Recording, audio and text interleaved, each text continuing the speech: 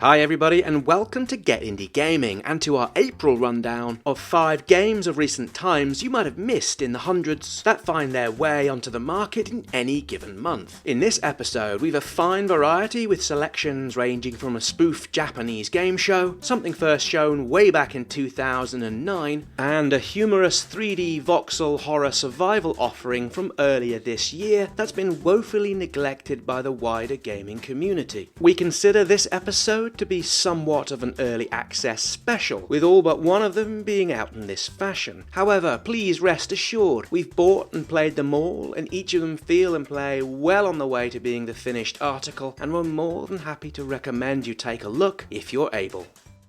Let's begin with Neon the Ninja, and while a long time coming, this launched back in early March of this year. It's a 2D punk rock action stealth game with a big emphasis on intense and hard fast boss battles. In an unusual and highly playful twist, you hide in the glaring neon lights rather than the traditional darkness. Levels are side-scrolling platforming in nature, with the bosses at times being a mighty challenge. On one level, we consider this type of game to be also a puzzler insofar as, like other games with epic boss battles, there's usually a strategy or associated method with which to win the day. While the garish colours might not be to everybody's taste, we found them gloriously reminiscent of many a colour scheme from the 90s, and put us in mind of the global hypercolour shirts of way back then. While out in early access, Neon the Ninja feels polished and plays well. We had no issue with bugs or glitches, and we'd like to see perhaps more from the stealth mechanic, yet as it is, it's a rather large bundle of fun to play.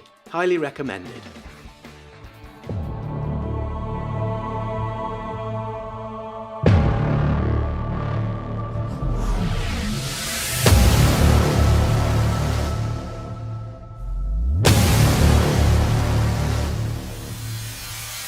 Here at number 4 we find ourselves in the haunted mansion of the Padre, a retro-looking 3D horror non-traditional point-and-click adventure game that uses a splendidly blocky gothic-themed voxel art style that came out in early access in late February of this year. Within the game you set about the mansion, going about solving puzzles and other typical gameplay options that fans of Alone in the Dark series will find instantly recognisable. Graphically, the voxel style is cleverly used, with impressive backgrounds within the mansion that help create a sinister overall feeling. The audio too works well with the visuals hand in hand, the haunting soundtrack, chilling sound effects, and the self-referencing Resident Evil sounding piano. Kudos too goes to the voice acting, which is strong throughout and delivers above what we usually see in these type of indie games. There are of course a few areas we hope to see improvements on prior to the full launch. The combat works well enough, although we often found the best way of getting past the enemies was to dodge them and make hay while you can. Other high points include the use of smart, interactive aspects of the mansion, where statues and other things come to life unexpectedly, either harming you directly or working with things such as the decor to chip away at your health. All in all, the Padre is a fine work in progress, and one we're certainly going to be keeping an eye out for come its full launch.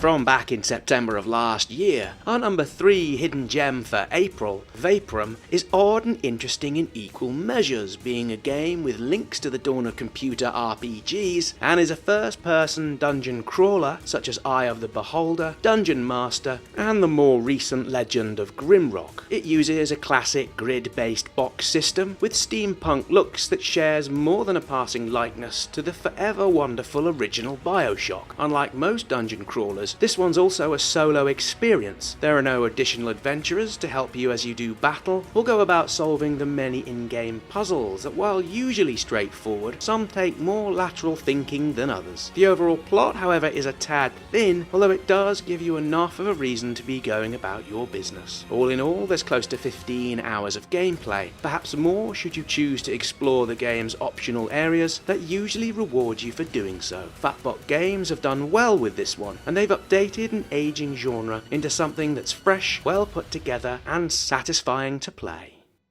Our runner-up, Nippon Marathon, will be coming to the PC and all the usual consoles later this year, although we're massive fans of this 4-player party game as it is today, even within its early access condition. As no doubt obvious to many, this one takes its inspiration from some of those Japanese game shows we see on our TV sets from time to time. Think the likes of Brain Wall and Takashi's Castle with their hijinks and visual presentation. As should be apparent from the on-screen antics, Nippon Marathon is fast, frantic, and sees you hurdling barrels, avoiding being chased by dogs, while at the same time, amongst many things, chucking fruit at your opponents. With a group of friends, this chaotic and at times challenging little number will bring wide smiles to you all. We also found it devilishly Moorish, which saw us coming back to it when we had guests over for just one more playthrough. This one's terrific today, and we certainly can't wait to see how it develops and what the full release title will look and play like.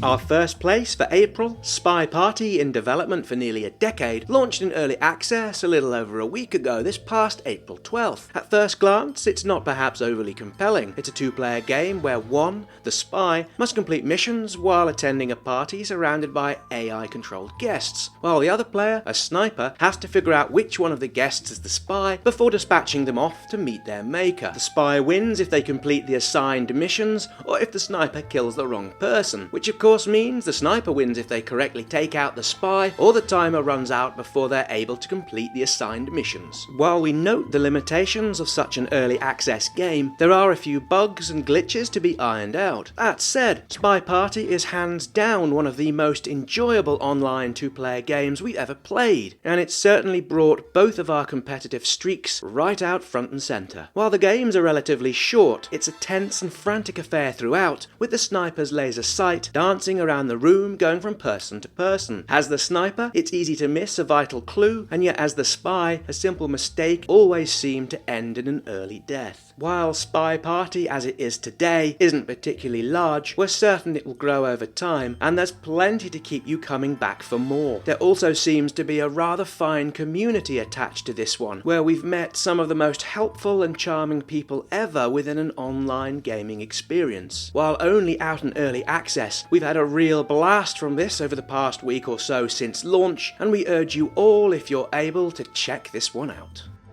As we said at the start, while containing more early access releases than usual, we're rather happy with these selections for our Hidden Gems series for April. We're keen as ever to hear from you, our awesome community, on which ones you think you might pick up, and likewise too, the ones that you think you're gonna give a wide berth to. As we love to say, many thanks for watching. Still to come this April, we have our indie game Kickstarter overview, a handful of review pieces including Forgotten Anne, and quite possibly a new look to our end of month top 10 indie game countdown. With that, hope to see you here again soon for more indie game videos.